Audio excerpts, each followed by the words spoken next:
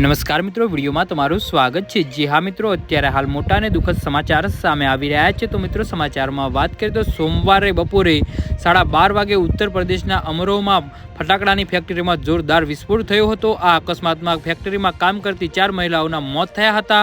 મૃતકોમાંથી એક મહિલાનો આજે કામ કરવાનો પહેલો દિવસ હતો। અકસ્માતમાં 9 મહિલાઓ ઘાયલ થઈ હતી, તેમાંથી 4ની હાલત ગંભીર છે, તેમને મેરડ રિફર કરવામાં આવ્યા છે। જી હા મિત્રો, અત્યારે હાલ દુઃખદ સમાચાર સામે આવી રહ્યા છે। વિસ્ફોટ એટલો જોરદાર હતો કે ફેક્ટરીની ઇમારત અને ટ્રીન શેડ સંપૂર્ણપણે કાટમાળમાં ફેરવાઈ ગયો હતો। મહિલાઓના મૃતદેહ એટલા બળી ગયા હતા કે તેમની ઓળખ કરવી મુશ્કેલ બની ગઈ હતી। વિસ્ફોટ પછી મૃતદેહો વિખરાયેલા હતા। મૃતદેહોને એકત્રિત કરીને ફેક્ટરીની બહાર ટીન પર મૂકવામાં આવ્યા હતા અને કાર્ડબોર્ડથી બહાર કાઢવામાં આવ્યા હતા। વિસ્ફોટનો ધડાકો ઘણા કિલોમીટર દૂર સુધી સંભળાયો હતો।